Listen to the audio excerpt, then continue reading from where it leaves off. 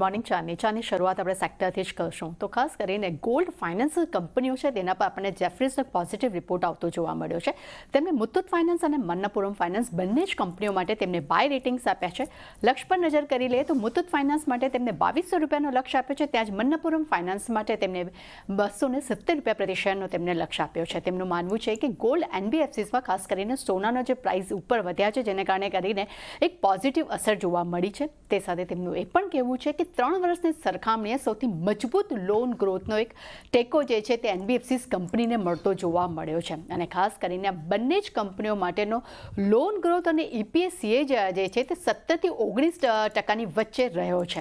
તે સાથે તેમનું એ પણ માનવું છે કે FY24-27 માટે બંને કંપનીનો આરઓઈ જે છે તે 18%થી વધુ રહી શકે છે અને ખાસ કરીને સોનામાં અસસ ક્વોલિટીનું જોખમ પણ તેમને ઓછું લાગી રહ્યું છે. આ કારણથી આ બંને જ કાઉન્ટર્સ તેમના માટે પોઝિટિવ રડારમાં જોવા મળી રહ્યા છે.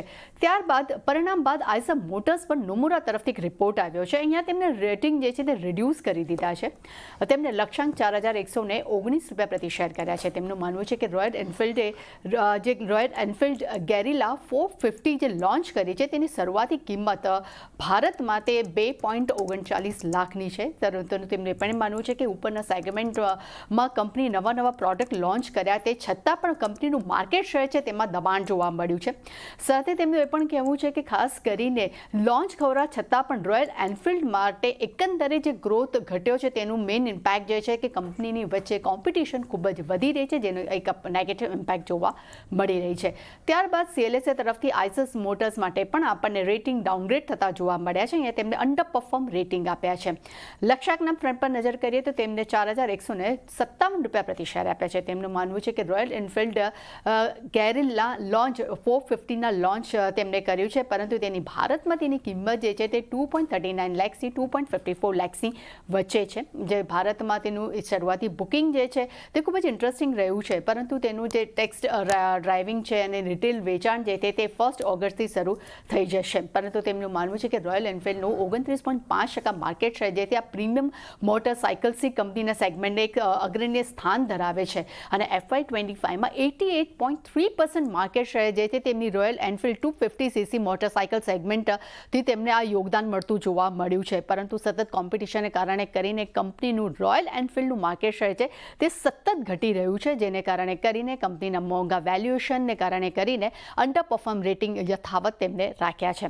અને ત્યારબાદ બજાજ ઓટો પર નજર કરીએ. સારા પરિણામ બાદ મેક્વારી તરફથી આપણને ન્યુટ્રલ રેટિંગ આવતા જોવા મળ્યા છે. લક્ષ્યાંકના ફ્રન્ટ પર નજર કરીએ તો ₹9655 પ્રતિ શેર આપ્યા છે. તેમનું માનવું છે ગ્રોથમાં EV ટુ વ્હીલરનું પોર્ટફોલિયોનું વિસ્તરણ જે છે તેમાં તેનો સમાવેશ થતો જોવા મળી રહ્યો છે અને 1 લાખથી ઓછા મોડલ્સ લોન્ચિંગ સાથે કંપનીની EV ટુ વ્હીલરનું વિસ્તરણ તે સારું એવું જોવા મળી રહ્યું છે.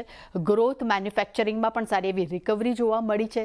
સાથે EV અને તેમનું પ્રેમ મોટરસાઇકલ્સ માટે EV 3 વ્હીલર્સનું જે વોલ્યુમ્સ જે છે અને એની ડિસ્ટ્રીબ્યુશનને પણ ખાસ એક ટેકો બજાજ ઓટોને મળતો જોવા મળી રહ્યો છે. તે સાથે UBSE તરફથી આપણને અહીંયા સેલ રેટિંગ જોવા મળ્યા છે. લક્ષ્યાંકના ફ્રન્ટ પર નજર કરીએ તો તેમને ₹6250 પ્રતિ શેર કર્યા છે.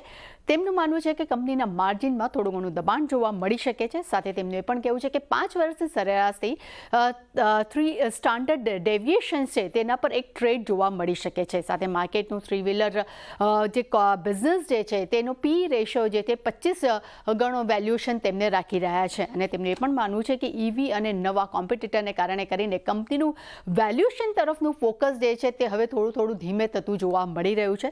સાથે તેમનું એ પણ કહેવું છે કે તેમનો ટ્રાયમ્ફ અને 3 વ્હીલરનું વોલ્યુમ ગ્રોથ છે તે પણ ઘટતું જોવા મળી રહ્યું છે, પરંતુ નવું મોડલ જે તેમને લોન્ચ કર્યું છે તે છતાં પણ 2 વ્હીલરના માર્કેટ શેરમાં પણ ઘટાડો આવ્યો છે. એટલે ઓવરઓલ અહીંયા જોવા જઈએ તો બંને જ ચારની જિલ્લા આઈસર મોટર્સ અને બજાજ ઓટો આ બંને માટે જે બ્રોકરેજ રિપોર્ટ આવ્યા છે એમાં થોડું ઘણું દબાણ જોવા મળ્યું છે.